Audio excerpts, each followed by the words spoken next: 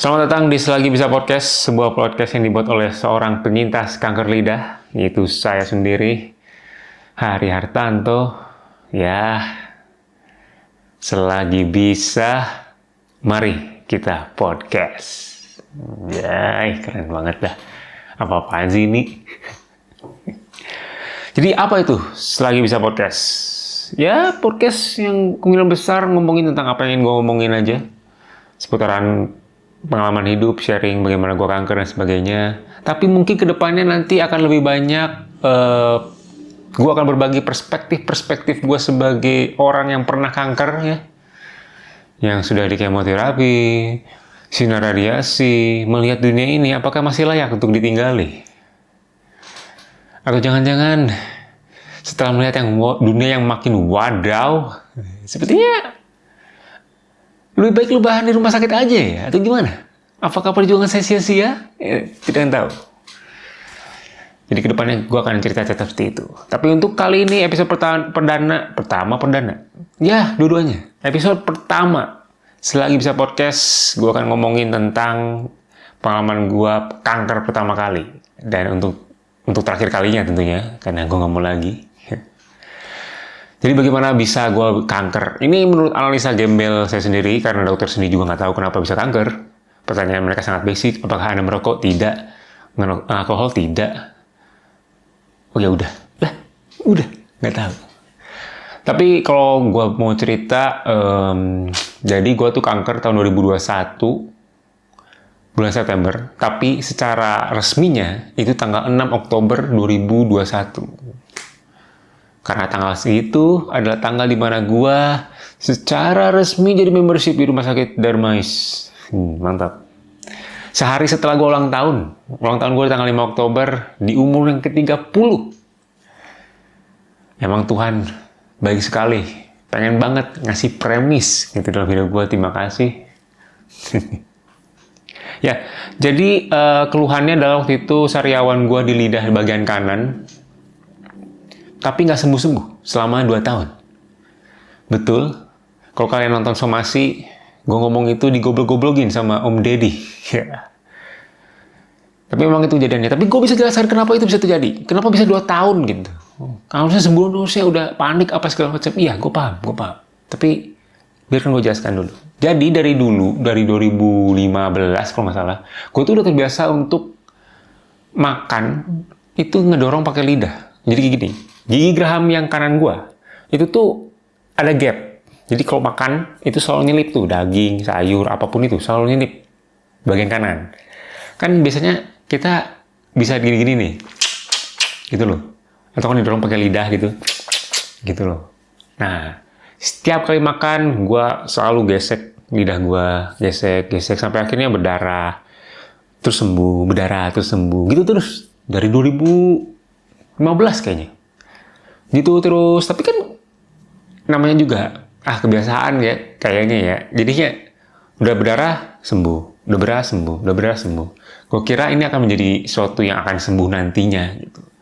Sampai akhirnya tahun 2019 kok nggak sembuh-sembuh ya. Di akhir 2019 tuh. Sampai akhirnya 2020 COVID datang, sariawannya udah makin melebar dan tidak sembuh-sembuh. Mau periksa nggak bisa karena COVID. Jadi ya ditunggu di 2019, 2020, 2021 baru ke dokter. Makanya itu kayak 2 tahun. Karena kondisi, kalau enggak mah saya ke rumah sakit. Pasti ke rumah sakit. Saya tidak sebodoh itu. Tapi itu yang terjadi. Jadi 2021 gue punya, waktu itu PSBB keberapa gitu, rada longgar. Gue ke Bandung dan gue ke dokter bedah mulut di Bandung, dekat Cimbuluit. Dokter yang ngeliat, oh ini mah kanker deh, belum cepet banget gitu. Enggak sih, bercanda. Tapi dokternya megang dulu, gue kesakitan, terus dia ngeliat, oh ini kanker sih, sama aja ternyata ya. Kanker katanya. Gue gak percaya, terus akhirnya kita tes, scan segala macam, akhirnya dokter lain bilang, iya ini kanker.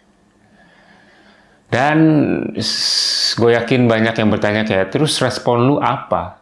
Reaksi lu apa? Begitu tahu pertama kali dapat kanker itu apa? Sejujur-jujurnya nih, iya gue sedih, iya gue marah, iya gue kecewa, iya gue kaget. Tapi yang paling mendominasi perasaan gue adalah perasaan lega. Loh kok bisa? Nah itu TikToker di Jerman. Jadi waktu itu gue ngerasa kanker ini adalah jawaban dari life crisis gue. Anjay, life crisis. Ya, gue life crisis. Gue nggak percaya dengan quarter life crisis. Karena menurut gue itu orang kepedean. Quarter kan artinya seperempat. Biasanya terjadi di umur 25-an. Jadi kalau misalkan ada orang bilang quarter life crisis 25, artinya dia pede bisa hidup sampai umur 100 tahun. Kok bisa pede lu? Hah? Kayaknya orang yang ngambil istilah ini nggak pernah kanker. Nah ini. Nggak mikirin orang kanker, lebih tepatnya. Kata siapa bisa sampai 100? Gue 30 diinfonis kanker. Siapa tahu 40. Jangan-jangan quarter life crisis yang gue alami di umur 28-an atau 27-an, itu bukan quarter life crisis. Almost end life crisis kayaknya, ya kan? Nggak ada yang tahu, jadi life crisis aja. Nggak usah pakai quarter, mid, nggak usah. Life crisis aja, ya, oke? Oke, lanjut. Emang quarter atau life crisis itu apa? Jadi, gue tuh pernah kerja di Malaysia dari 2013 sampai 2018. Nah, selama 5 tahun, gue tuh kerja, tapi ngerasa gue tuh gak berkembang. Ya, ada yang hampa lah, gitu. Gak ada fulfillment secara orang tuh gak berkembang, skill juga gak nambah, gitu. Di suatu hari, gue tuh pernah ngeliat orang di kantor. Setiap jam 7:30 udah di kantor. Bapak-bapak. Duduk di tempat duduk yang sama, di depan laptop yang sama, di depan jendela yang sama. Membuat laporan email yang mirip dengan format yang sama. Setiap hari. Setiap hari. Waktu itu gue programmer, dan kalian tahu apa yang gue lakukan? Membuat program automation.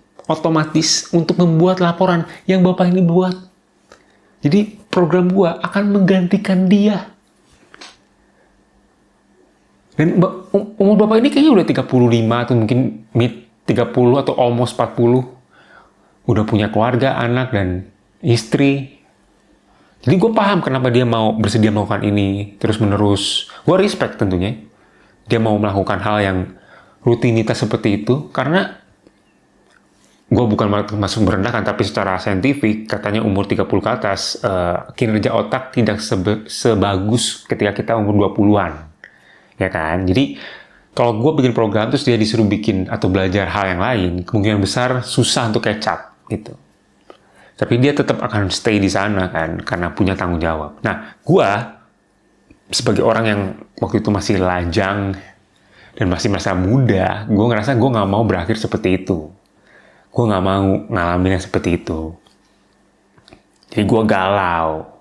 Gue gak mau kerja kayak gini terus. Sampai akhirnya semua kata-kata motivasi dari Panji Pragiwaksono itu masuk kepala saya. Ya, saya salah satu korbannya. Kalau kalian tahu quotes dia yang sangat famous itu yang jangan membunuh mimpimu di tahun 2020 atau 2021. Gue udah tahu itu dari 2016. Dia pernah mengucapkan kata-kata emas itu di acara hitam putih di 2016. Gue nonton, terus dia bilang, untuk yang nggak tahu ya, quotes-nya seperti ini. Jangan membunuh mimpimu karena mimpimu nggak pernah mati.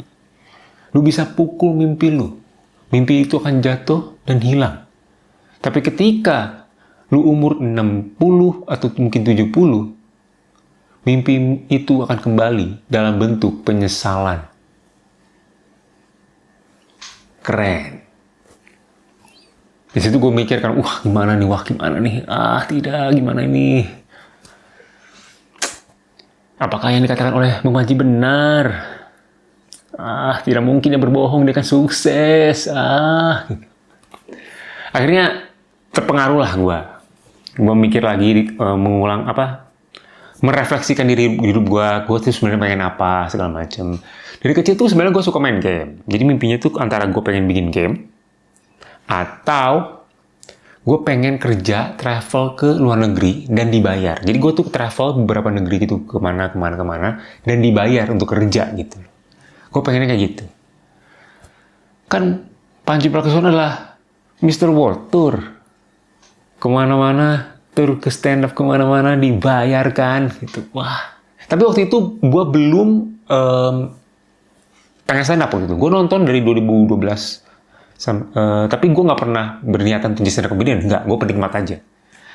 Tapi gue memang nonton semua videonya. Semua teori juga gue tonton. Suci, kalau ada mentoring, misalkan ada teori stand up di luar Remin, segala macam, gue tonton semua. Meskipun waktu itu gue emang nggak ada niatan untuk stand up ya. Gue penikmat lah. Gitu. Dan gue merasakan mimpi gue tuh beririsan dengan Bang Panji gitu. Stand up ke luar negeri gitu. Nah, terpikirkanlah gue sebagai travel photographer. Lah, kok bisa ke fotografer? Jadi selama kerja kan gue kan bingung mau ngapain. Gue coba main musik, gitar, nggak bisa. Nyanyi sudah jelas suara saya juga tidak bagus. Akhirnya ketemulah fotografi. Di gereja gue pelayanan dokumentasi dan gue cukup happy. Jadi gue candid orang yang sedang bersalaman, senyum-senyum, berpelukan gitu-gitulah. Gue seneng gitu dokumentasinya. Terus gue mikir, waktu itu travel photographer kan lumayan oke gitu, lumayan banyak kan, jadi YouTuber segala macam. Terus gue ngerasa kayak, gue juga pengen lah travel untuk foto dan nantinya akan dibayar gitu. Akhirnya dengan semua motivasi itu saya keluar dari pekerjaan itu di 2018, di pertengahan lah, hampir akhir. Gue travel dari Jogja ke Bali selama 3 bulan, melewati kota diantaranya lewat darat, laut gitu. Traveling, foto budaya, foto orang, foto makanan. Pokoknya gue sering lah ngeposting cerita dulu tuh, foto-foto apa segala macam. 2019 gue traveling ke 4 negara, 15 kota, diantaranya adalah Thailand, Kamboja, Vietnam, dan Laos. Muter tuh lewat darat, kurang lebih 3 bulan juga. Foto-foto. Sampai akhirnya tahun 2020, gue travel di rumah saja. Iya, COVID. Kampret. Di situ baru saya menyadari ternyata menyesal mungkin tidak perlu nunggu sampai 50 atau 60 tahun. Di umur 30, di 20, gue ngerasa, ya tau gitu gue agak keluar. Tidak, gitu kan. Wah, stres tuh. 2020 gue stres. Gue nyalain diri gue sendiri, gue merasa harusnya gue gak keluar apa segala macem. Tapi untuk untuk mengalihkan pengalihan biar nggak terlalu stres, ya udah gue ambil course fotografi apa segala macem. Dan akhirnya 2021 gue ke Bandung untuk ngambil sertifikasi fotografi dan gue ke dokter bedah mulut sekalian dan ternyata gue kanker.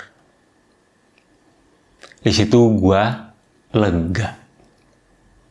Paham ya kenapa? Karena kalau misalkan 2018 gue bertahan di pekerjaan yang gue nggak suka. 2018 mungkin gue ngeluh, 2019 gue ngeluh, 2020 mungkin gue bersyukur karena COVID tapi masih punya pekerjaan. Tapi tahun 2021 ternyata kanker. Gue yakin gue akan menyalahkan diri gue sendiri.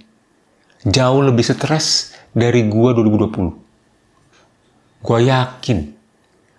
Gue pasti bilang, Tuhan ambil semua gaji gue dari 2021, 20, 19, 18 agar gue bisa balik ke 2018 dan melakukan apa yang gue lakukan waktu itu. Foto dan sebagainya. Karena ngapain gue mempertahankan pekerjaan yang gue jelas gue gak suka. Tapi ternyata waktu gue gak banyak. Ternyata tahun 2021 ternyata gue kanker. Udah pasti stres pasti. Maka dari itu gue merasa lega dan gue berterima kasih ke gue di tahun 2018 udah cukup berani untuk bilang, Har, yuk kita coba hal yang baru. Gitu. Jadi kurang lebih kayaknya 2 atau 3 minggu gue tuh udah santai. Jadi begitu di dokter bilang, oke, kayaknya kanker, 2 atau 3 minggu gue udah biasa aja. Gue ngerasa oke, fine.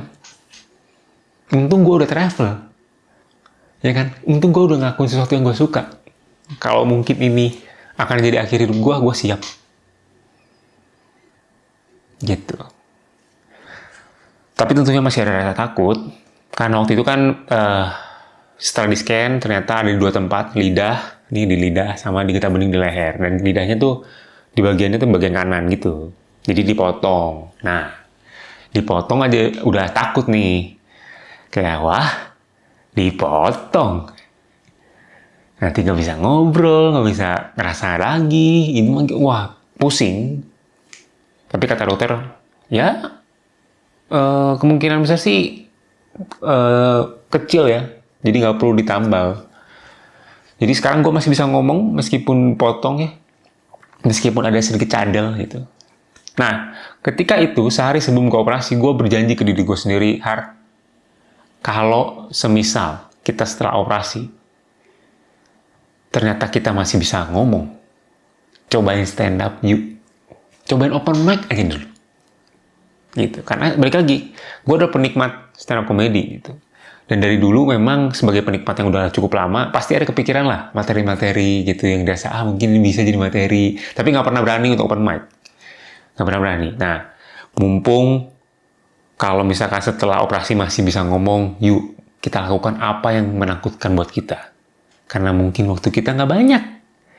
Udah, open mic yuk, abis ini. Oke. Akhirnya setelah dioperasi, ternyata gue masih bisa ngomong. Ya udah, gue coba open mic, dan open mic pertama kali gue di 8 Januari 2022 dan tidak begitu buruk. Gue nggak langsung ngomongin kanker, gue ngomongin tentang materi yang gue kepikiran di masa-masa itu, masa lalu kan. Dan ternyata dari 100%, menurut gue 80% tereksekusi dengan baik, terterima lah. Meskipun masih nggak rapat apa segala macam, tapi pengalaman open mic gue pertama kali tidak semengecewakan itu. Gue happy, makanya gue lanjut. Meskipun ketiga open mic-nya ngebom, tapi ya udah lah ya. Tapi gue happy gitu. Makanya gue cenderung mudah atau mungkin lebih cepat untuk menerima semua ini. Karena gue percaya hidup itu perihal bagaimana kita merespon apa yang dunia berikan pada kita. Dalam kasus gue kanker, mungkin di kasus kalian ditinggal pacar, ditinggal nikah, dipecat, atau kehilangan orang yang kalian sayangi, apapun itu. Tragedi-tragedi dalam hidup kita, cobaan-cobaan dalam hidup kita, itu tuh bagaimana kita merespon itu. Hidup tuh bagaimana merespon semua hal itu. Kita bisa marah, kita bisa sedih, kita bisa kaget, kita bisa nangis, apapun itu. Tapi gue memilih untuk mentertawakannya. Capek tahu? Capek sedih mulu. Lu pikir gue nggak nangis pas kanker? Nangis. Biar lega, tapi capek. Maka dari itu, ya udah. Gue memilih untuk happy aja. Milih untuk ketawain aja. Karena hidup terlalu singkat untuk nangis terus. Gitu. Oke nggak nih, sebagai episode pertama, selagi bisa podcast. Mantap ya? Oke ya? Oke. Jadi sampai ketemu di episode berikutnya, di Selagi Bisa Podcast bersama gua Haryatanto. Semoga ya.